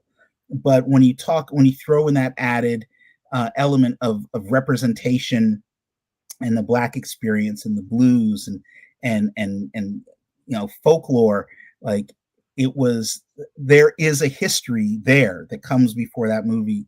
And so I tried to write a somewhat whimsical piece about, what the Oscar ceremonies are going to look like on Sunday, and what happens when that veil is pierced, during the Oscar ceremonies, and who's watching the Oscars, and who's there to congratulate them as they, hopefully. I honestly do think Sinners should win everything. I do think it's the best movie of last year. But then I also wrote about what would happen if it doesn't win anything. And the reality is that some of the greatest movies of all time did not win, starting with Citizen Kane. And I'd like to think that if for some reason Sinners does not win every award that it's up for, but most specifically, if it doesn't win director, film, cinematography, and editing, that somewhere the ghosts of all the people who worked on Citizen Kane are going to be like, It's all right. Come on over here. Yeah, you can hang out with Frank Capra because It's a Wonderful Life didn't win anything, and Scorsese's still alive. But just remember, Raging Bull didn't win, and Goodfellas didn't win. And Yep. and in the case of Goodfellas, it was beaten by Dances with Wolves, right? How many of us are sitting around watching Dances with Wolves once a year? Not me. Gandhi? Was it Gandhi the one that beat Raging Bull, I think? No, it was Ordinary People. Oh my God, that's right. Redford and Mary Tyler Moore and Sutherland. Yeah. Yeah. And again, I mean, powerful drama in its own right, but certainly not, Not perennial the way Raging Bull is. No, of course not. So the thing is what I was really trying to get at was the history of what came before and how it led to Sinners in this piece, but also about that. As much as importance as we may put on the awards, like honestly, what I would say are amongst the greatest movies of all time. A lot of them never won any awards, right? And in some cases, Spielberg's The Color Purple didn't. It was at that time it set the record for the number of nominations a movie could get, and it didn't. It barely won anything, right? There's a lot of times. Look, I've been very fortunate in that I've been nominated for multiple Eisner Awards, and I've won several Eisner Awards. Last year we lost to a book that was really good, right? I can't get mad at Gene Yang for winning, the Eisner Award for the book he did. A, it was a great book, and B, Gene Yang's a great guy, right? So how can I be mad at that? But at the same time, and I tried to explain this to people, aren't you bitter that you lost? Aren't you upset? And I'm like, no, because I know I wrote a good book, and I know that Marcus drew his ass off, right? I know that it's a great work of this medium, and a trophy isn't going to make it any better or worse, right? It's a nice thing to have. If you understand the nomination process for a lot of these award programs, it really does become, it's really an honor to just be nominated, right? Because it's actually harder to get nominated than it is to win. Because once you're nominated, and especially with like the Eisners and the Ringos and things like that, even the Oscars, then the voting is open to people who are like, it's time to vote, and I didn't get around to seeing Sinners, but hey, I like Paul Thomas Anderson, so I'm just going to vote for this movie, because that's what people do. I've done it, right? I've been like, I'm looking at best colorist for the Eisners, and I'm like, God, hey, I know Matt Hollingsworth. I like Matt Hollingsworth. Or hey, Jordy Belair. Okay, yep, I love Jordy's work. Yep. Check off the name. I've been guilty of it, and so.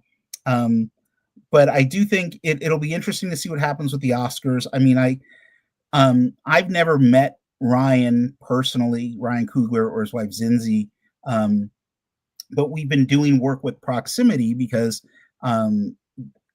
they are still trying to get Bitterroot made into a movie, and Sev Ohanian, who is Ryan's producing partner, is the person that I've talked to the most regularly, and I like all of them as artists and creatives and as human beings.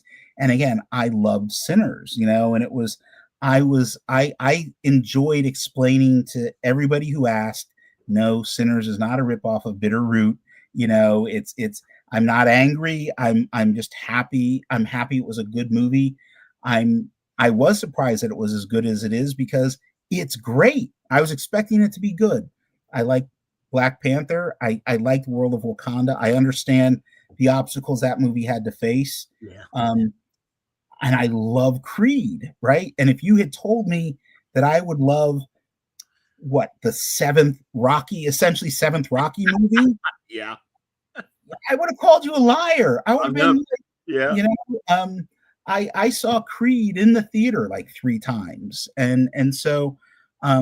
And I think that everybody involved in Sinners has done an amazing job. And when you look at what a good film is, and I'm talking about the cinematography, the editing, the costume design, and all of it.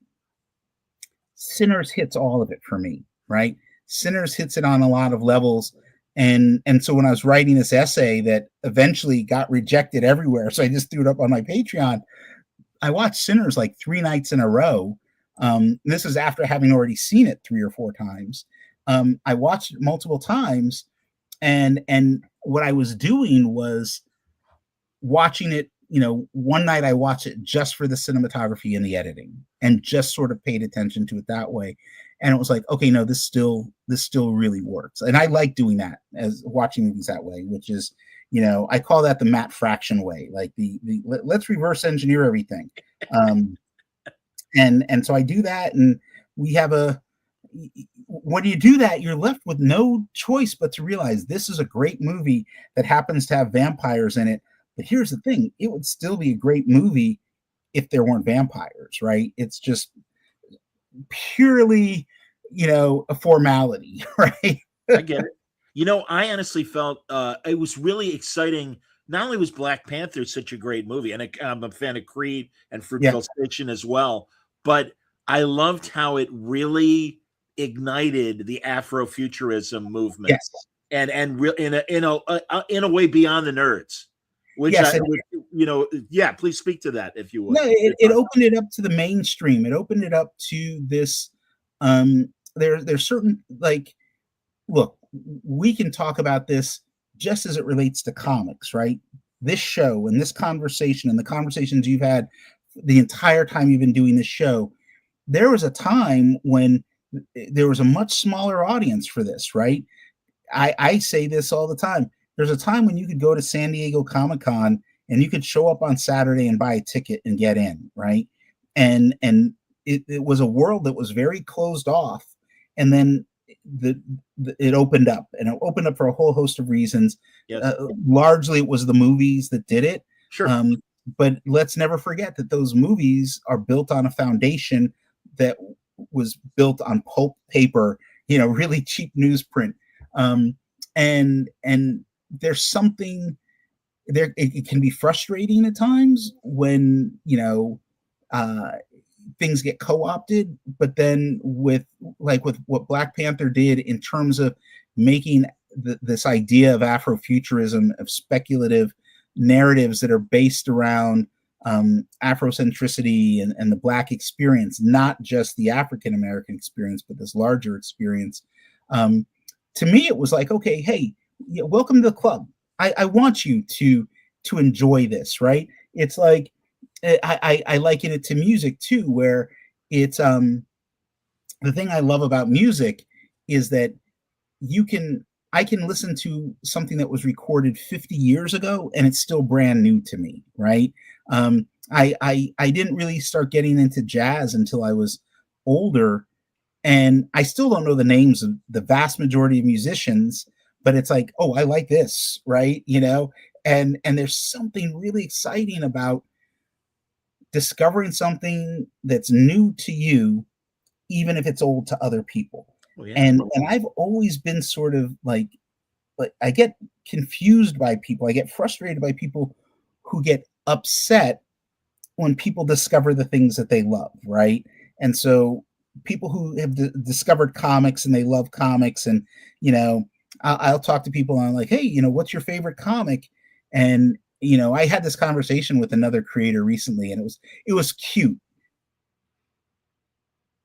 because they're and hey, so what got you into comics? And they were like, oh man, it was Ultimate Spider-Man. That was just, and I'm like, man, Ultimate Spider-Man's like a week old, right? Like that's, and then I realized, oh, I'm talking to somebody old enough to be my kid. Everybody has their introduction to stuff, right? And so it's like, okay, you love Ultimate Spider-Man, great. Here's my, collection of whatever. Here's my Savage Sword of Conan's. Go read these. Go off and have fun, young person.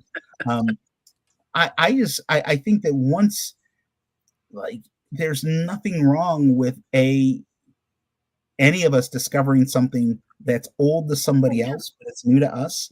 Yeah. And I think that once, like, if you develop an appreciation for it and an understanding for it, it just makes it makes things better, right? It sounds corny, but it's like it just makes the world a better place, you know. And for me, it was like I remember being a kid in the late 70s, early 80s when they started showing kung fu movies on TV, right?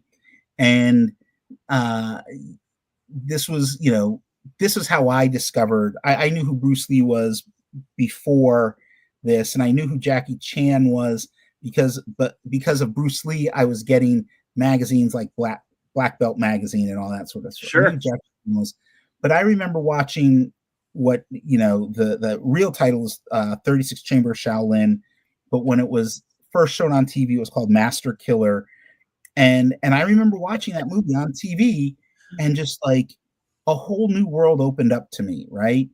And you saw it happen again in the 90s when Jackie Chan really made a significant splash here in the US.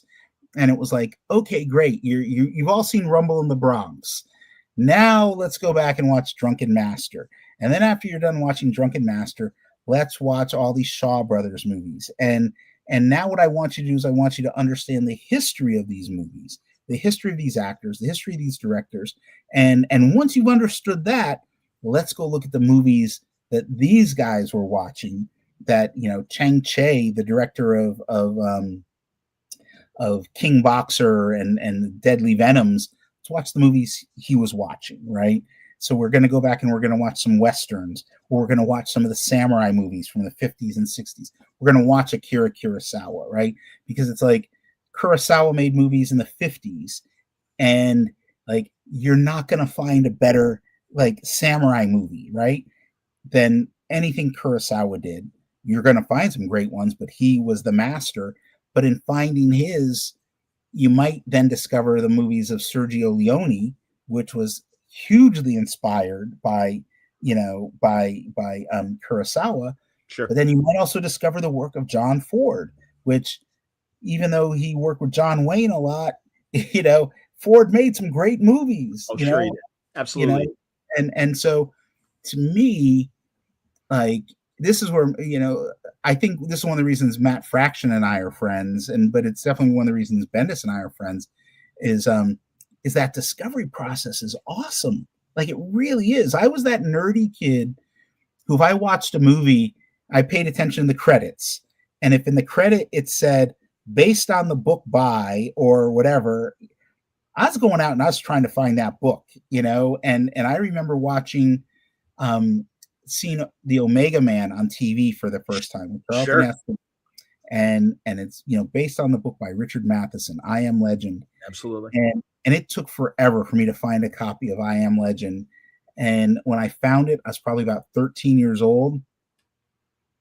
It changed my life, man. Like that was one of those books that was like, I want to do this. I want to write, and so if Black Panther was some people's first introduction to the term Afrofuturism, or the idea of Afrofuturism, even though it's an offshoot of it. It's just part of what it's all about. That's fine. What are you going to do with what you've learned? What are you going to do with how this has inspired you?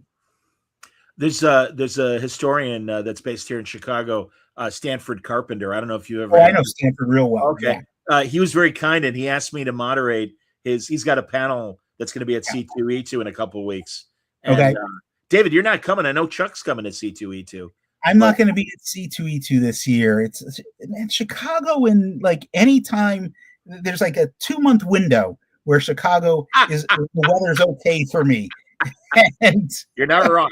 I understand. You're absolutely right. But I'm excited to learn, because truly I will be there to ask questions about the Black comic creators and the Black characters. Like, I want to say Lion Man is one that he wants to do. Lion Man's one of the first ones. Yeah.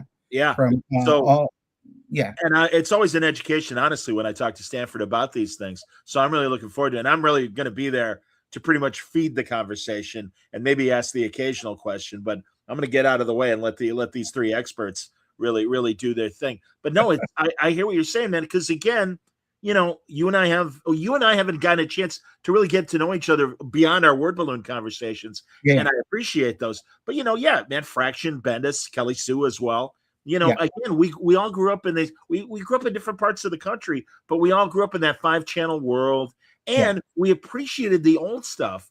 I mean, whenever I talk to Chaikin, I've always got my pad ready and I'm writing down, novels and movies, both old and new, that he's recommending to me. Or, like I said about Michael earlier as well, the Grindhouse stuff that he's telling me about, or you and I were talking before we started recording, how great Tubi is. I mean, that's the thing. Like you said, you had to hunt down I Am Legend and things like that. Or, hopefully you had in the era of VHS, a cool video store that would carry the Shaw Brothers or whatever if you didn't see them on Saturdays or Sundays. But now, thank God, man. I mean, that is one of the, I mean, with all the crap that's out there with the internet and social media, one of the upsides is it's really easy if you're interested in this stuff to track it down, find it, and watch it and consume all this stuff. Yeah, I mean, to me, I remember I didn't see Dawn of the Dead when it was in theaters when it came out. I was a little too young. I couldn't get in. But I did sneak in to see Romero's Day of the Dead in the summer of '85. Okay. And like the summer before that, I saw Dawn of the Dead for the first time on VHS. And I remember finally seeing Texas Chainsaw Massacre for the first time on VHS and Phantasm for the first time on VHS. There's so many movies. And it was like, and I knew what these movies were. I was just too young when they came out to go see them. But it was like, I had a checklist. I had my issues of Famous Monsters of Filmland and, and Fangoria and all these other magazines. And I knew what I needed to see, and I had a list, and TV Guide would come out and I would go through the TV Guide and I would like find what was on cable at like 3 a.m. It was, back when AMC was actually showing old movies, and it was like, oh my God, they're showing John Frankenheimer's Seconds, which I've wanted to see for 10 years. Great movie. It's on at 3 a.m. So I'm going to take a nap and get up at 1, set my alarm and watch it and, record it on VHS. And that was it. That's how we did it back in the day, boys. Amen. Absolutely, man. That's awesome. Non-binary individuals. This is how we did it. And like, for me, it made me appreciate this stuff that much more. It was that discovery process of, whatever man, WGN, TBS, some of those things they would show the craziest movies at the craziest hours. And, there was because I was that kid who would wake up early in the morning, turn on the TV. I'd be watching cable, usually WGN. And if it was really good, I didn't go to high school. I'd skip school and stay home, watch this Bogart movie that was on. And it was like, I'll come up with a lame excuse, but there's a Bogart movie on. I got to watch this. So that was me. No, I understand, man. That's outstanding. Well, and again, as I'm another panel I'm doing at C2E2 is the Svengoolie panel. And the thing, as these stations, before they were super stations, like they'd get the bottom of the barrel as far as the late shows and the Saturday and Sunday afternoons. So yeah, man, those movies back then were dirt cheap to get the Shaw Brothers kung fu movies and things. Yep. But what they didn't realize was they were exposing us to this different culture, the ones that bothered to watch it. And yeah, man, it was really this wonderful global education of other movies and things like that. No, I even the Godzilla movies. I was going to say, before we knew what the term kaiju meant, we all knew the Godzilla movies, right? So we'd all seen Godzilla, Terror of Mechagodzilla, Godzilla versus King Kong, and Destroy All Monsters. Like those were the ones we'd all seen. Oh yeah, and we loved them, right? And in part because there was usually those movies, if you were lucky, they were on once a year, twice a year. And same with Planet of the Apes, right? Oh, yeah.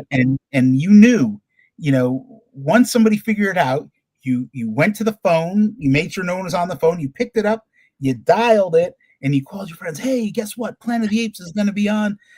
They're showing 3 of them in a row starting at 1 a.m. And again, it meant nap time at a reasonable hour so you could stay up and watch them all.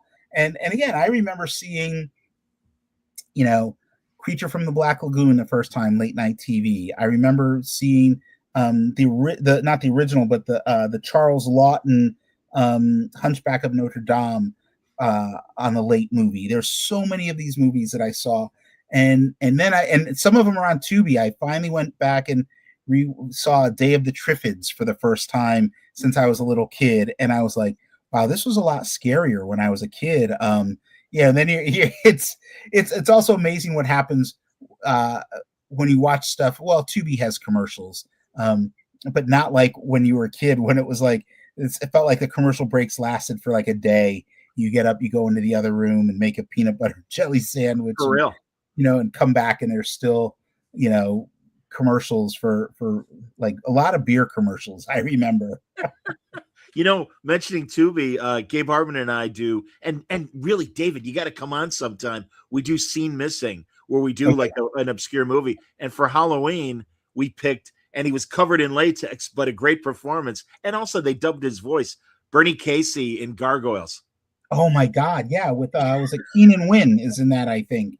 And Cornell West. That's it. Cornell West. Wild. Yeah, Cornell Wild. Yeah. And I think isn't a young Scott Glenn in that, maybe? Well done. Absolutely is. Yep. And that's that movie that when it was on TV when we were kids was terrifying. And now you watch it and you're like, not that scary. A lot of slow motion. Yeah, you can see the zipper on their backs. It's funny. Ian Brill is on with us too, and I'm like, you gotta understand, man. We were watching this stuff on crappy black and white TVs. Yeah. Maybe we had color TVs, maybe not. And absolutely, man. So yeah, we didn't see all that stuff, but now with HD and Blu-ray and all that stuff, and even more so now with 4K. Come on, you see every crease in every costume. Yeah, no, that Gargoyles. In fact, I think that's on Tubi because it is. I was like, should I watch this? I probably the last time I saw it was probably like 1981 or something, and so I'm like, okay, how am I gonna feel about this one? Is this gonna make me feel good, or I mean, we thought it was fun. I got to be. I mean, I don't know. Again, and Gabe and I are watching it with the perspective of having seen it when we were kids and everything. And I don't know. Like you said, you got to put stuff in context and perspective. But I'll tell you what I watched was and I think it was on Tubi. It might have been something else. I watched Killdozer for the first time, and that was one where I was like, I remember because they did a comic book of it. They did a comic book adaptation, but I just remember the commercial terrifying me, and so I watched Killdozer, and that was one of those moments where I watched it all the way through, and I was like, okay, yeah, kid, you were an idiot, right? And if I remember correctly, it came out right around the time Duel did, so it seemed like they were trying to do. Oh, that's interesting. I didn't realize that. I think it was. And who did Richard Matheson write Killdozer? It was based on a short story. Okay, let's here. I've got my phone here. Let me look this up real quick. I know we've been talking a long time. Cool. It's cool. But everybody, Duel, Steven Spielberg TV movie starring Dennis Weaver, and he is a traveling salesman who cuts off a trucker, and this trucker is just chasing him across the desert. And it is a great suspenseful movie on a shoestring budget and shows you what a master Spielberg was in this TV movie. It's amazing. And when you see it, you understand like how Jaws came to be, right? Yes. He did it right before he did Jaws. Yes. Let's see. No. Okay. It's not telling me who. Okay. Writers. No, it wasn't. It wasn't Matheson. It was a novella by Theodore Sturgeon. Oh my God! Well, Jesus, he's a great writer. Exactly, man. Yeah. Come on, one of the sci-fi greats. Absolutely. Yeah. And he's got some really good stuff to his credit. Wrote Star Trek, Twilight Zone, but Killdozer is like, it's as goofy as the title implies, but it's also like, I mean, it's about a bulldozer that comes to life and kills people, right? But it's better than Maximum Overdrive, which was Stephen King's like cocaine fueled nonsense. Sure. But every now and then it's fun to watch that sort of stuff. There's another one that's late 70s, early 80s called The Last Dinosaur with Richard Boone, and it's god awful. But yeah, if you can find it, I can't remember what it's on, and it's really bad. And I want to say it was a joint production between like Toho, who did the Godzilla movies. It might have not been Toho, but it was one of those like Japanese, maybe it was a Toho knockoff, and then Rankin and Bass, if I remember correctly. Oh, wow. And it is so bad. But it has the worst theme song ever. That's also the best theme song ever. It's like if you were to write what you would define as a spoof of a James Bond theme song, but call it The Last Dinosaur, and then have someone sing it and try to sound like Shirley Bassey, and oh my God, and Richard Boone at that point, a lot of people don't know who he is, but he was a big TV actor in the 60s. This was like the very end of his career. He's clearly drunk in every scene, and like he's wearing these sunglasses, and you're like, you're wearing those sunglasses because your eyes are bloodshot because you're drunk. And I was telling my friends about it because I saw it that was one of those movies I saw as a kid, and I remember thinking it was way better than it was, and I can't remember what I found it on. I think it was Plex. I don't even think it was Tubi. And I got like 20 minutes into it, and I was like, oh my God, this is terrible. I got to watch this with my friends. And so I went over to my friend's house, him and his wife, and they ended up getting in a fight over it, right? Like his wife was like, I don't ever want him coming back to our house ever again. And I was like, I thought you guys would appreciate this. You like crappy movies. And she was like, yeah, crappy movies. This is something. And Joan Van Ark is in it. And Joan Van Ark. and Stephen Keats, who nobody knows who Stephen Keats is. I know who he is because I'm that big of a nerd. But I love this sort of stuff. And it's fun to have conversations, especially with people who are old enough to remember this stuff, because it's, nowadays sometimes you can't find this stuff. It's difficult to find. Yeah. But yeah. You can find it. Right. And so it's like, watching, the Frankenstein, the one with Boris Karloff, the James Whale version, was an event because you couldn't watch it just any time, right? It was on maybe twice a year.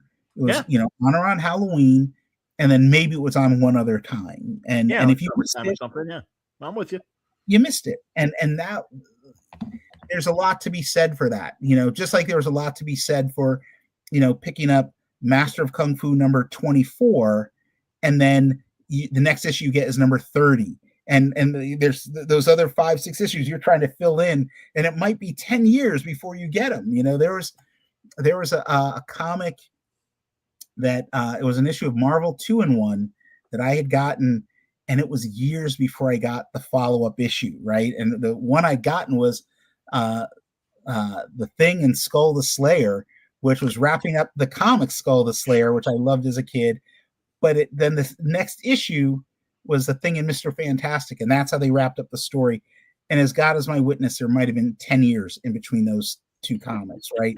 Because it wasn't until you started finding those stores that were selling back issues of things, and to be young again. I'm with you, man. That's too funny. God, you've been great with your time, David. David, what's the title of the book that's coming out in 2 weeks? It is called Black Film, A History of Black Representation and something. Black Film, A History of Black Representation and Participation in the Movies. Okay. Long title. It's a very academic sounding title. The book isn't nearly as academic as it sounds. So, are you in the midst of teaching with Bendis now? Are you taking the course right now? Yesterday was our last class of the quarter, and I don't know when he's coming back. I won't be back this year. I'll be back next year to teach. Okay. I'm going to run around and lecture places and publish, self-publish the monster Blackenstyne and try to turn this into something. So I understand, man. Well, again, I'm glad we were able to catch up now. And truly, if you don't know, you might have seen the promo for it at the beginning of the show. I know Brian would love to have you join us on a book club one night. He mentions it to me usually like 10 minutes before you guys do it, and then I'm like, come on, man. But I'd love to do it. I would love to do it. Well, I mean, all right. I don't know what we're reading yet for the next one. And Brian's been busy, and a few things have come up, and that's okay. We'll get back to it. But also, no, dude, I would love to have you on Scene Missing sometime, because truly, and I got to get Michael to do it as well, because this is a great thing. You guys are coming at and would have a pile of movies to suggest the way Gabe does, the ones I haven't thought of, the ones I do that Gabe hasn't thought of. And, we have a blast. And, Steve Lieber's come on, and I love Parks Steve. and Jeff Parker and guys like that. So, yeah, man, no, it's a whole group of people that are, that are around our ages, close enough that, these obscure movies that people need to know about. So, here, real fast, I'll let Carrie had a comment. I never heard of this movie. Rubber was great. The movie about the killer, killer tire named Robert. Very bizarre and French, but still hilarious. Only time I've seen a tire in a shower scene. Crazy. It's I haven't seen it, but that's a relatively new movie. Rubber is relatively new. It's on my watch list, which is incredibly long. I have a very long watch list and a big pile. I have multiple piles of books waiting to be read. So, but I will check out Rubber, because that's just the sort of odd thing that I'm like, this is the sort of stuff I love. I mean, I can't say I loved Killdozer, right? And if you can find a copy of the comic is as wacky as the movie. It's a killer bulldozer. It's Killdozer. It's right there for you in the title. Much like Blackenstyne, not to be confused with Blackenstyne. A great idea, a great Joe Jusko cover, and really Marcus and David have outdone themselves. It's really, really neat. I've read it, and I appreciate you giving me the advanced copy. But very reasonable, everybody, and it's a one shot, but it'll be followed up by these other 8-page stories that David and his artists are conceiving. And you're making me realize I should contact Joe Prado and not just talk about what he's drawing, but this new venture of repping all the creators that he's repping. So that's great.